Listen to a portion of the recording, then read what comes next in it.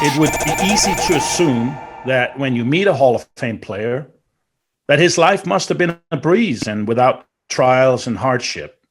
But to get to the truth, we must go deeper and look beyond the lights, the fame, and the glory. In his acceptance speech at the Pro Football Hall of Fame in 1995, Steve Largent said, and I quote, "We all need people who believe in us. They expand the boundaries we place on our own lives. In my case, their influence did more than improve my performance in this great game. It filled a hollowness in my own life I could not explain or even understand." End of quote. Steve, welcome to Great Dane Nation. And can you help us understand now what you meant then by those words? Well, my parents were divorced when I was 6 years old, and my dad left, and I didn't get to see him again until I probably was a senior in high school. I saw him once or twice then, and then a few times when I played in the NFL. But he was not a part of my life. And then my mom remarried, and my stepfather was a chronic alcoholic, and he died as an alcoholic too. And so there was just a lot of emptiness in my life. I knew my mom loved me, and I grew up in a family of four boys. I was the oldest and had three brothers younger than me.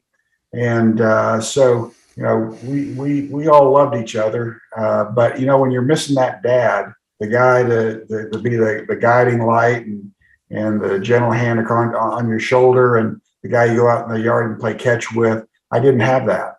And so that's what I was referring to. Yeah, and that's heavy. And how old were you when, or was it an ongoing challenge that your dad wasn't absent in your life and was, I guess there was some abuse as well and things like that. There was some abuse from my father-in-law, my stepfather. But my dad left, and he was just not a part of my life or any of my brothers' lives, unfortunately.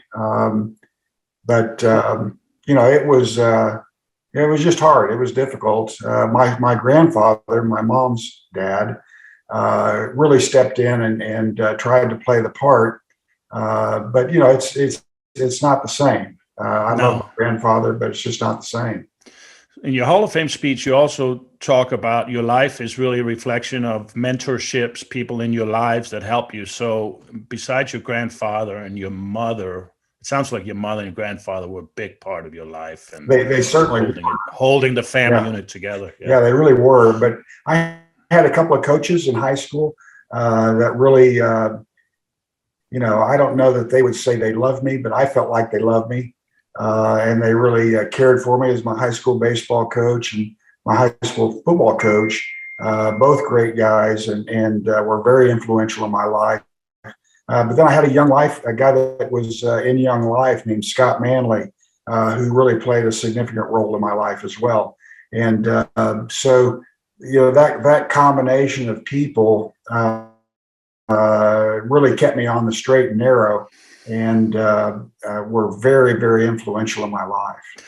Sometimes more than love, I think, as a young person, and I've worked some with the Boys and Girls Club here in Atlanta, the kids just look for time spent, quality time spent, that you care enough to take time. Do you agree with that? Oh, yeah, absolutely. I think that in that time that these people gave to me in my life, I had a sense that, it was more than just football. It was more than baseball. It was more than just young life. I mean, they were giving me themselves. And there really wasn't a price you can put on that.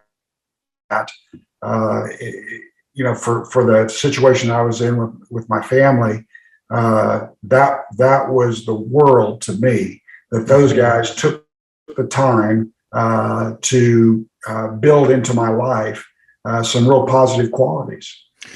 I talked to a lot of guys, Hall of Famers, over 35 now of my Hall of Fame brothers. And without exception, I would say they all say that sports besides playing a huge role in their success as far financially and so forth down the line, much more importantly, early on in their life, it was an escape from the streets, from bad decisions, from what you're describing as a dysfunctional family life, at least on the part of your father.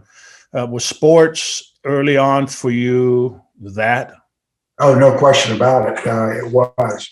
I was an avid football player and baseball player. Never played basketball, but I loved basketball. But baseball and football were everything to me, and I loved it. My mom made the point of really making sure that I made all my practices and games, and so she was right there pushing or pulling or whatever she had to do. Sure. To get me to practice and to various games. But I love that. And it really was, it really was something that I grasped onto and was very influential in my life, obviously.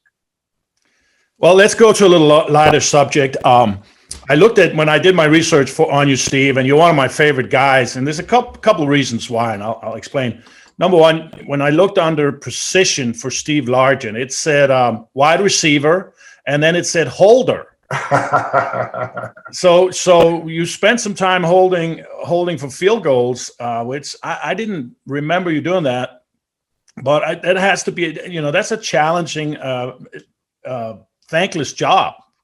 Coming from a guy who was very, very particular about how that ball had to stand and sit. Yeah. What was your, and also, that's one, we'll get to that. But then also, hey, man, you're perfect on kicks. You're 2 for 2. Come on, man. I mean, so listen, we have something in common, Steve. We were both part of the all-decade team, 1980s. You and I are both on that one. You're also on the all-century team. I didn't quite make it there, but congratulations on all of that, all the accolades. But then you kicked a couple extra points. I did not know that. Can we let's start with the kicking and then we'll go to the holding. What?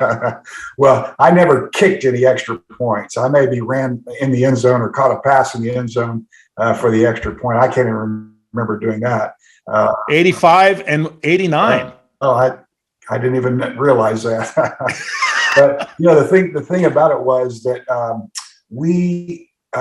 Chuck Knox had come into Seattle, and over the course of time, he decided to let Jim Zorn go as our backup quarterback. And Jim was always the holder on our team, and he was a great holder, and he never made a mistake. And it's always nice to have a quarterback catching the ball, to do in case he wants to do something else with it or pitch it or whatever, run it. Yeah. But when Jim left, they said, who are we going to get to hold for the kicker? And they said, well, Largent can do that, because I was the backup to Jim. But I never, ever held in a game. But man, when I went into a game and I was the holder, that was the hardest thing I ever did in my life, to catch that ball that was going 5 yards or 7 yards from the center to the holder, and then get it down and know that putting it down is important, how you hold it, how you put it down there, especially to our kicker, Norm Johnson. Oh, yeah. And he was a very good kicker. But, I never felt more pressure in my life than being a holder. You got to think that from snap to kick, you got 1.2, 1.25 seconds, and it's got to be particular. You want to hit the spot. You want to have a vertical ball. You want to turn the laces away. You don't want the ball turning when the guy's hitting the ball. All these things have to be done very fast, very precisely. You may get a snap that's a little off, and you got to go get it. And now you got to refocus. Now, where's my spot? Yeah. Because you're reaching for it. Now you got to bring it down. I mean, there's a lot of components people don't think about. Yeah. To this thing, it's not as easy as it looks. It looks beautiful when done correctly and done in concert and in symphony. It's a beautiful thing. But you're right, man. It's I was buying dinners all the time for those guys, man, taking care of my lineman, my long snapper, my holder. That was very important. Yeah. Absolutely. Steve, you're Oklahoma boy. You went to Tulsa. You set all the records there, of course. I think they have a statue out in front of the stadium of you there, and you didn't wear gloves. Was that a decision you made early on in your? Because most receivers, they put the gloves on. I mean, I talked to Bolitnikov. Heck, he had gloves and stick 'em. He was the stick 'em guy, Freddie. Freddie was about that. Yeah. I never wore gloves because the gloves that they had at the time that I played just were not good gloves. They weren't tight on your hand, and they were kind of puffy because they were like for cold weather. And so I never liked wearing those gloves. In fact, most players did not wear gloves when I played. They started wearing them later when they developed the gloves into a better glove for catching footballs. Now they wear gloves regardless of the temperature, whatever. But no, they didn't. There weren't very many receivers that wore gloves when I played, but they do now. And people ask me all the time, if you were playing today, would you wear gloves? And my answer is always absolutely. I would wear gloves, the gloves that they have today, because they're just so much better. Yeah, you get a better grip. Your nickname was Yoda. That's what they called you. What a great nickname, by the way. And the reason you had that nickname, of course, you caught everything thrown your way. Talk to me about your philosophy on catching the football. I read that you would look at the tip of the ball, so it didn't matter if a right-hander or left, whether it was Jim Zorn or David Krieg, that was throwing the ball to you. It didn't matter because you were looking at the tip of the ball. Right. Yeah, that was the thing that really the thing that you always hear coaches talk to receivers about is what look at the ball. And what I just fine-tuned that to don't just look at the ball, look at the tip of the ball, and it kind of it allows you to zero in your concentration on a smaller point. Now, if you have a quarterback that can't throw a spiral, that makes it a little more difficult. But most quarterbacks can throw a spiral, and you can look at that tip of that ball. And it really worked for me. I always felt like that idea elevated my concentration on the ball. That's interesting. I'll give you my analogy from kicking. Two things I did that was specific to that helped me focus and zoom in.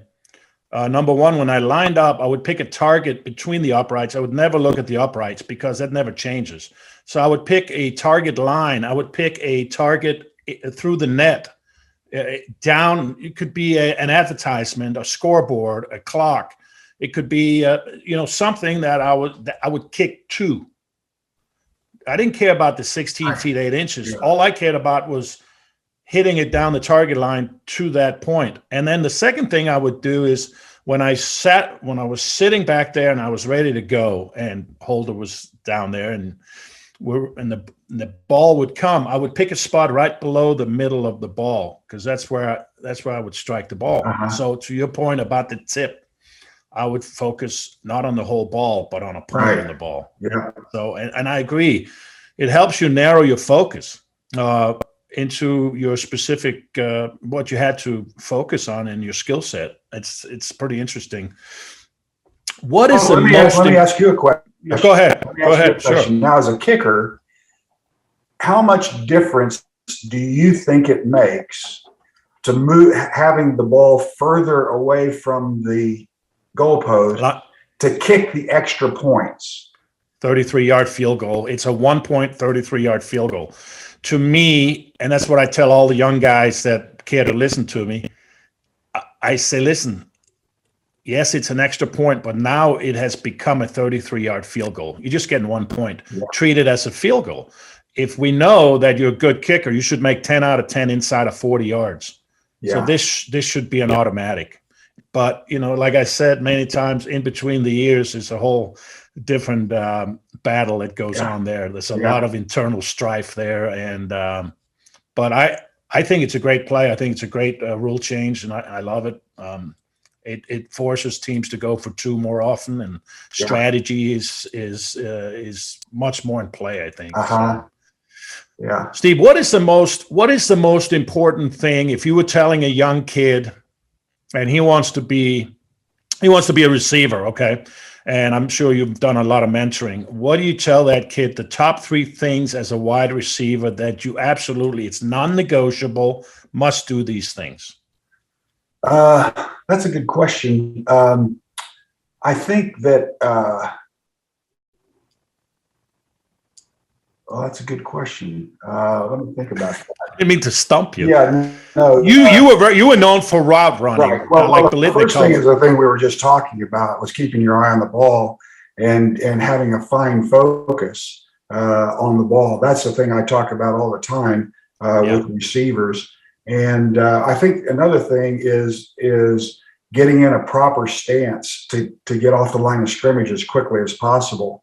And a lot of guys are standing straight up or whatever, but you got to get into position to be able to move as soon as that ball's snapped and be able to anticipate the count and get off the ball as quickly as possible. And that requires, sometimes that defensive back is sitting right in front of you, and his goal is to, get up under your shoulder pads and keep you on the line of scrimmage and not let you off.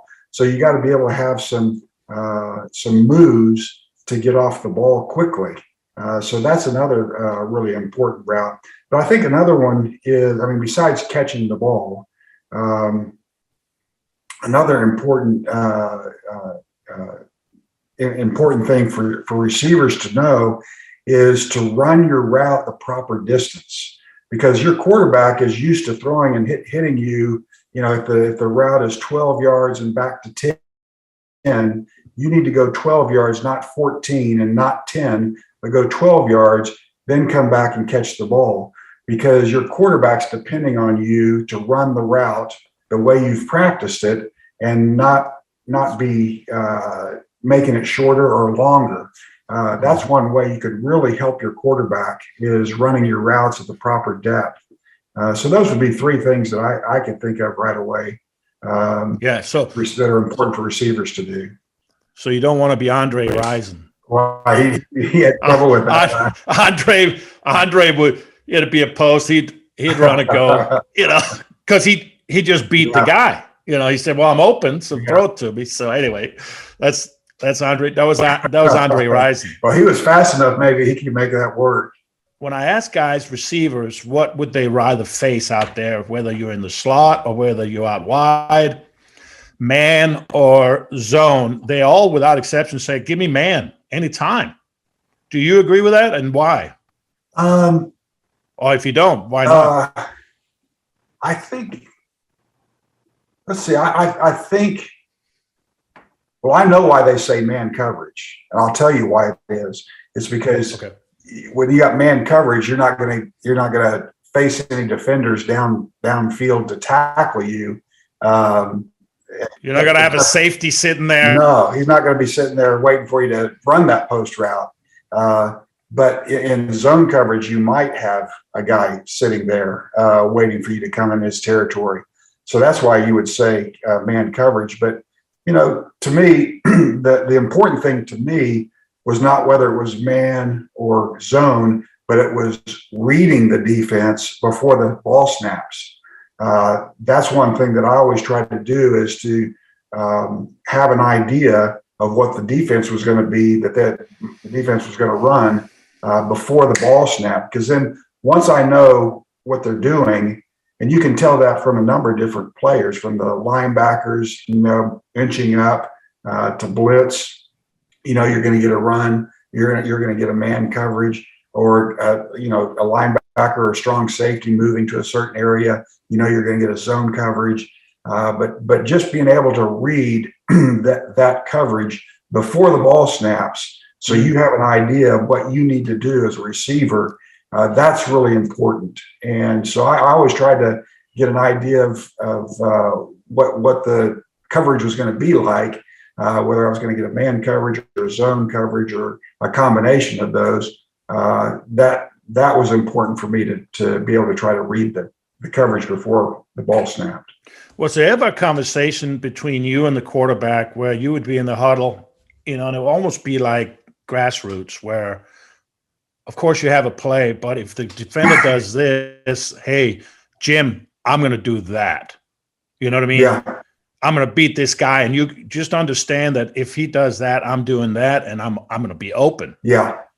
Ever a conversation between you and Zorn or Dave about almost like drawing it up in the sand, if you will, within the parameters of the play? Do you know what I'm asking? Oh, yeah, I do. And I'll tell you where that really came into play was when a play broke down and the quarterback had to scramble or move around in the pocket, and you've run a route and he's not thrown the ball, and now you want to come back, right? You want to come back. You want to come back to the ball, come back to the quarterback, but you want to give him a space. So if you're getting zone coverage or man coverage, either one, you want to be able to separate from the coverage and then get into a hole if it's zone coverage, or keep going if it's man coverage on those broken plays. Yeah. And, I always felt like that, a broken play was a godsend to me, because I always was able to get into an open spot or find an open spot or zero in on where there is an open spot, and kind of a telepathy would happen between me and the quarterback, and we both see that, and he deliver the ball, and that's the way you play receiver. Yeah, that's a beautiful thing when that happens. Really is. It's really fun, but a lot of players really struggle with being able to do that. And I always try to teach guys, you gotta plan for the broken play. Why do you think they struggle? I think that they know how to run the route the way it's drawn, but they don't know how to ad lib. They don't know how to read defenses or read holes in defenses, at least quickly enough that the quarterback can get the ball to you. And so that makes it hard on your team and on your quarterback when that happens. But when you can do it, then it's a great day.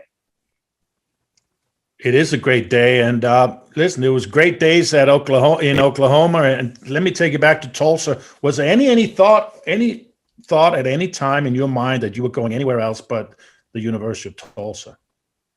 I was recruited by Wichita State.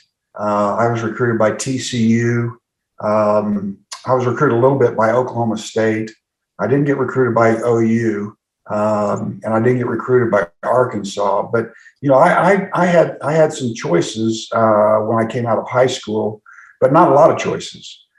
So my grandfather, as I said, was a real influence in my life, and he was always a Tulsa University fan, and so he kind of he influenced me to at least consider going to the University of Tulsa, and then I came to the University of Tulsa, and when I did.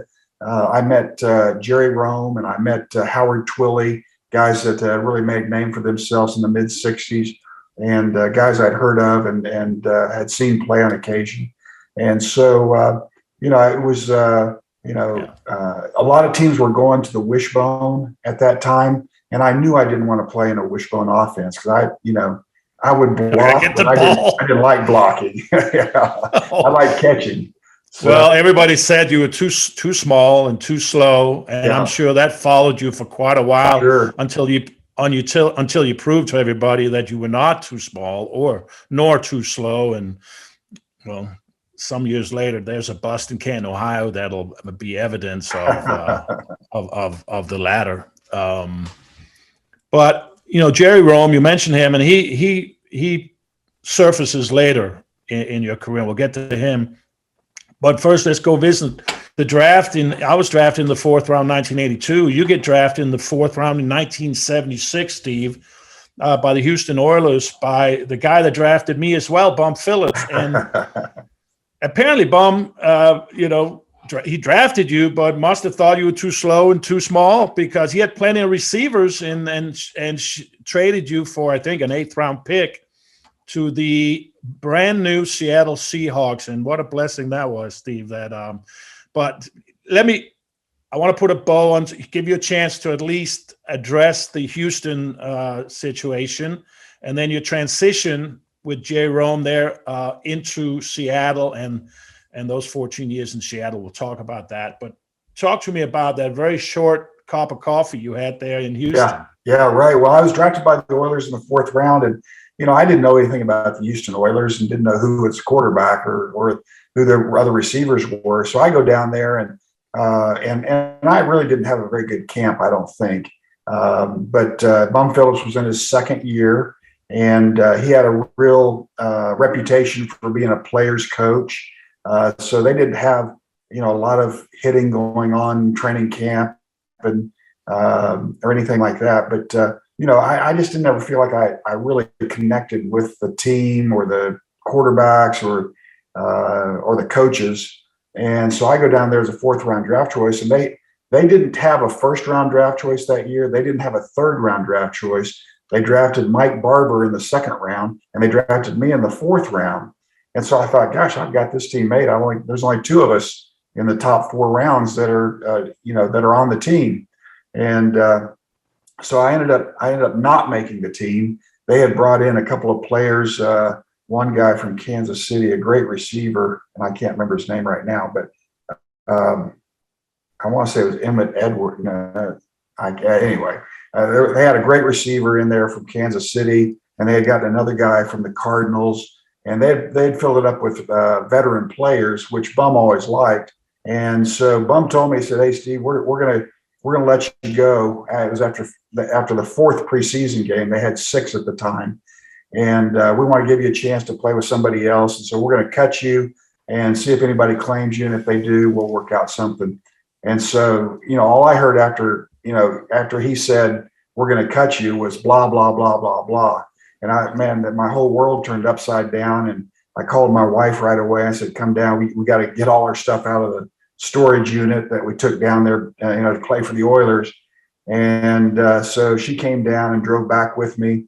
And I remember I had a brown Pinto station wagon, and I was pulling a trailer behind a brown Pinto station wagon from Houston back to Oklahoma City, where I had met my wife. And I got a call about 2 days later from the Seahawks. They said, "Hey, we want to give you another chance if you want one."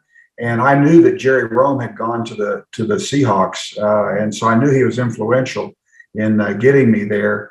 And so, I got another chance, and the Seahawks were the first year of the franchise, and they still had tape on everybody's helmet to say who they were, because all the veterans even had tape on their helmets because they all didn't know each other either.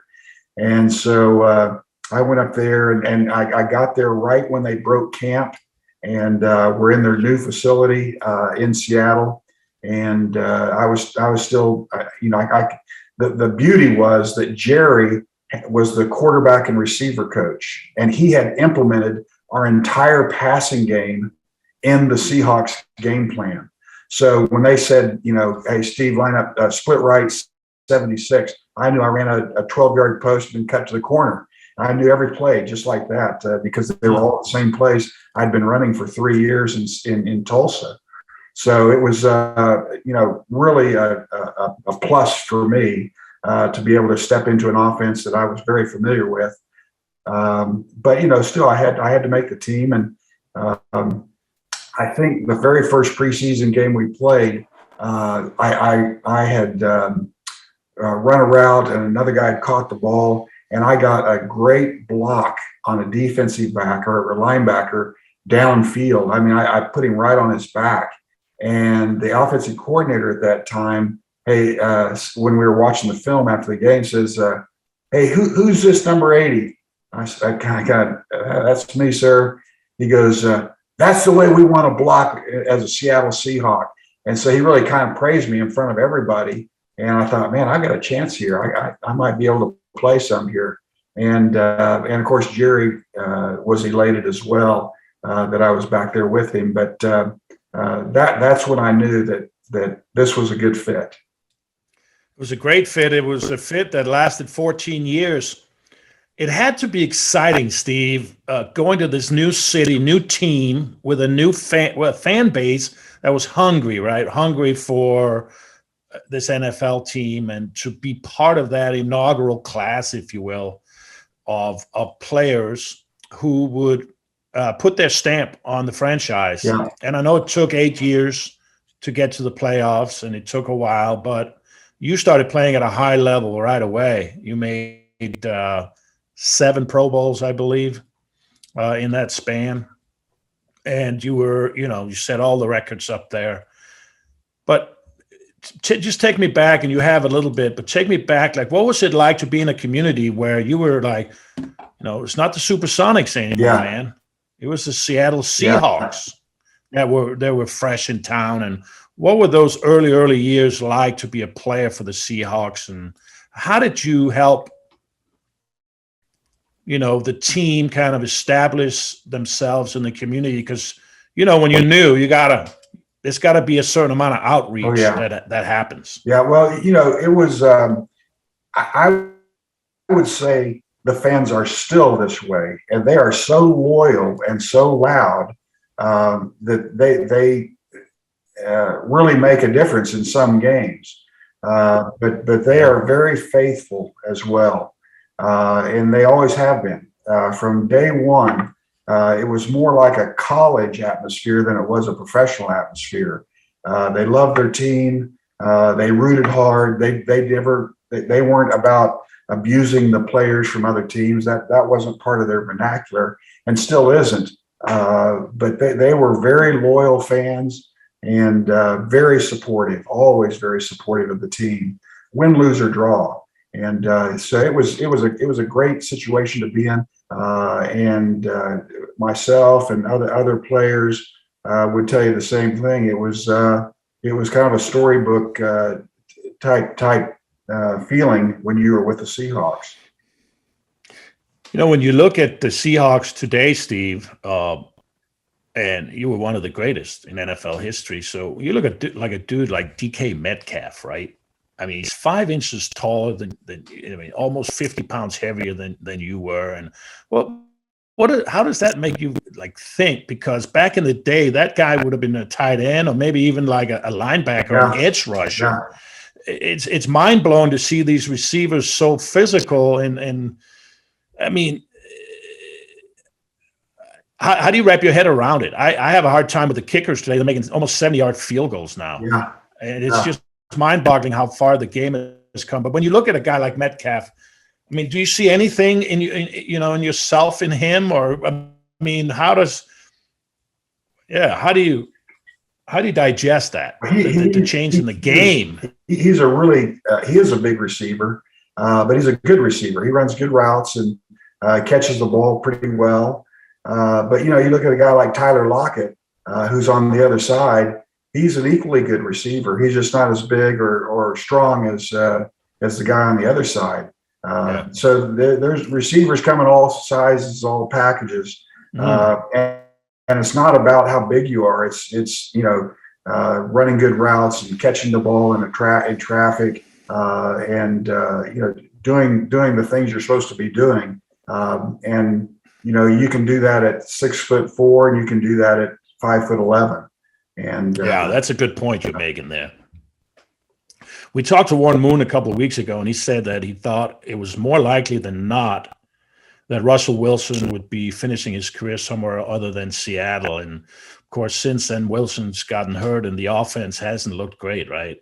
Do you think that these last few weeks have been kind of a wake-up call for the organization, like realizing they might need to take care of Russell here, or do they need to plan for the future? Do you see him as a Seahawk for life? No, I think Russell will be in Seattle as long as he wants to be in Seattle, and I hope that's for a long time. He's a great leader, and he's very good in the community, but he's a leader on that team, particularly on the offense. And so I hope he doesn't leave. I hope he finishes his career in Seattle. The game is different now. Players are much more mobile now than they used to be. So it wouldn't surprise me to see him going somewhere else. But I think if he goes somewhere else, Pete Carroll won't also be the head coach of the Seahawks, because he really likes Russell Wilson, and Russell brings a lot to the team. So my hope is that he finishes his career there, and so. Yeah. Shortly after you retired, Steve, you decided to go into politics. take me through that thought process of, and I don't talk on my show about politics, religion, or sexual orientation. I kind of keep it, more about, not those three subjects. But if we just take big picture, Sure. why politics? You felt that was a platform for you where you could affect change more than without it, or what was it? It was my wife. Oh, you're throwing your wife under the bus, Steve. Absolutely. Yeah. She said, Steve, you have got to run for Congress. We need you in Congress.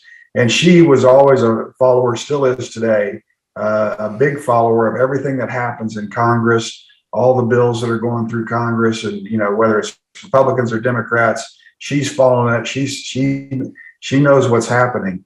And she came to me and she said, you've been out of football now for 4 or 5 years.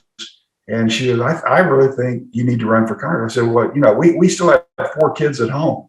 Our oldest son wasn't even a senior in high school. So I said, this means going to DC every week. That means you're going to be here for 3 or 4 or 5 days by yourself with these kids. Are you sure? Is this what you really want to do? And she goes, yes. I said, okay, if you're in, I'm in. And so that was the initiative behind me running for Congress, was my wife. And I've always said that. And she's a great gal. And it was hard for her to be raising 4 kids half the time of year that I'm in Washington, D.C. But it was a very interesting time. I loved it, being in Congress. I loved meeting a lot of the guys that I got to meet, Republicans and Democrats alike. And it was really fun. I really enjoyed it.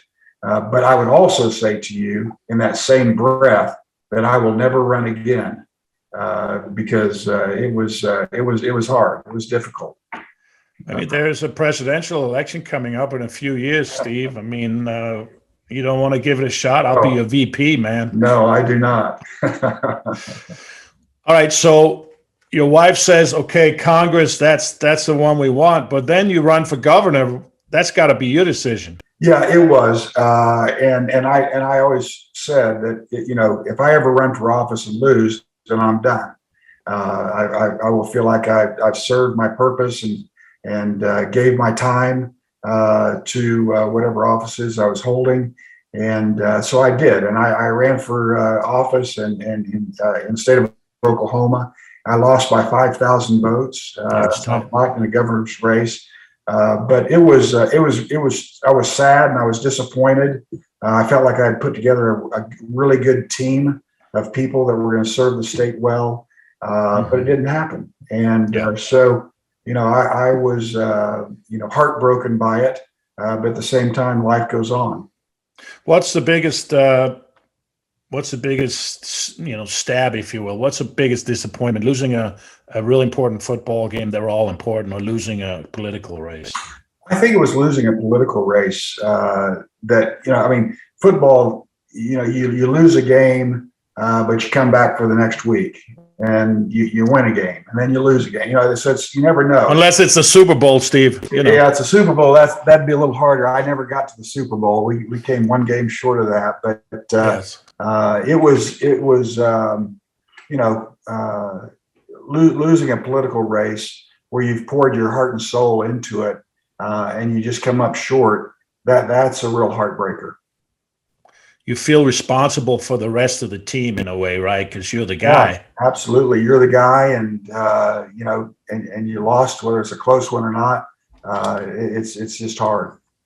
Any parallels between sports and politics that any experiences from the world of football that you took with you into the world of politics that you can share with our listeners? Well, the first thing I would say is that it's a team game. When you're working in Congress, you got to have a team of people that are supporting whatever you're advocating, whether it's a bill or a proposal or whatever it is. You got to have 218 votes in the House. And then you got to have more than 50 in the Senate to get it to the president's desk. So, it's teamwork is still important no matter what you do. and it is in Congress and it is in football. Who was the guy in politics that you met, or the lady for that matter, person that you met who you said, I got a tremendous amount of respect for them, and that was pretty cool? Do you have an experience? Do you have a story? Yeah, Newt Gingrich was the guy who really led the revolution, so to speak, in 1994, and that's when I came in. And he was he is a brilliant guy, very articulate, and just really a very sharp person that I was always impressed with. He was, like I said, he was a very articulate guy, and he understood the field of play that he was operating in, and that he understood that it took 218 votes to get anything done in the House of Representatives. And but he operated very, very coolly, very efficiently, and I was always impressed by that. Did you meet any presidents of the United States? I met President Clinton was in office when I came into office in '94. He had been elected in '92, and I met President Clinton on several occasions, and he was always very amiable, very friendly. He's a good guy. I really like him a lot. But then he was followed by President Bush, and he also is an equally nice guy, very friendly, very much a Texan at heart. And I thought, actually, I thought he was a very friendly guy too. Steve, there's so many people in your life that we've spoken of, many of them, but if you don't mind, I'll end with a little name game with you. And if I'll say a name and whatever comes to mind, it can be a word, a sentence, or whatever comes to mind. Okay. And we'll see if we can have a little fun. Kenny Easley. He was a tough competitor that would put it on the line every single Sunday. Jim Mora, he was on the Seahawks staff from 78 to 81, so you knew him a little bit. Jim Mora, he was my head coach. Yeah, Jim was a real disciplinarian. He was very he was very tactful and kind of militaristic. I always viewed him as being he'd be a great sergeant in the Marine Corps. He was a lieutenant, I believe. He was in military. He had military background. So you nailed that personality trait for sure. Yeah. Carl Eller. Carl was he came to the Seahawks just 1 year you were with him. Yeah, at the end of his career. Yeah. He was a guy that you really looked up to because he had such a great history with the Minnesota Vikings. And, he'd been through countless games, and a guy that just really had really thrown it on the fire. He was a great player. Joe Nash. Joe Nash was a little known player out of Boston College. And Joe was a great team player. He was an exceptional defensive lineman and a real team guy. Mm-hmm. I love Joe Nash. If we had a team full of Joe Nashes, we would have won a lot more games. Another guy you spent a year with was Franco Harris. Franco, yeah. Franco was a great guy. And you could see why he had been able to do the things that he had done in Pittsburgh. But he had left Pittsburgh, and he kind of left with with a bad feeling about how it ended in Pittsburgh. But he came to Seattle, and he was really a spark for us, and everybody adored him. He was just a great guy, really a friendly guy, still is today. Just a really special person. Brian Bosworth, the boss. Good luck. I always kind of smile when I hear Brian Bosworth's name. But, let me start with the good. Brian really got control of his life over the last 10 years. and after football. And he's got his family. He's got a little career going with Dr. Pepper, commercials there, doing some acting. But he really is a good guy. I think he didn't start out that way. I think he thought he was God's gift to football, and he quickly learned that there was a lot more that he needed to know about playing in the NFL than he did when he came into the game. But Brian is really a good guy, and what you'd always hope he would be. Tom Flores, who just got inducted into the Pro Football Hall of Fame, he was your last year. He was the GM. Yeah. Tom is a really good guy. Kind of low key, mellow kind of guy, but has been around the block. So he knows what he's doing. He understands players. He understands the game, and then how you put together a good team. So he's done all that before with the Raiders and did it with the Seahawks. But the thing about Tom, he's just such a kind, personable guy, and that's what I like most about him. Mike Tice. Mike was a quarterback in high school, in college at University of Maryland. He was not a tight end, which he played in the NFL, but he played tight end with the Seahawks. And Mike was a gamer. He would put it all on the line.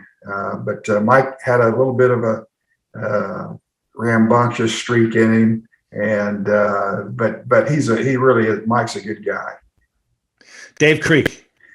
Dave is also a good guy, but he's a little bit more of a rounder. And what do you mean by a rounder? Well, he does things differently. He doesn't always do it. He doesn't always do it by the book, and that's the way he played the game. I mean, he would scramble, and he'd throw passes this way and that way, and you never know. He'd take off running and hit guys downfield. But he also was a gamer, and you always could count on Dave to play well in the biggest games. Yeah, and he did. Let me end with this guy. He appears to be one of your dear friends. I think it's safe to say, Jim Zorn. Oh yeah, Jim Ed would be my best friend, and he and his wife Joy. They, like I said, we've already been over that. We went to national parks in Utah with Jim and Joy just last week. But Jim is just he is a great guy. He was a great quarterback for the first 7-8 years that he was in Seattle. He went on to coach in the NFL. He coached in college, coached in the NFL, and but he's a guy that is all work and no play.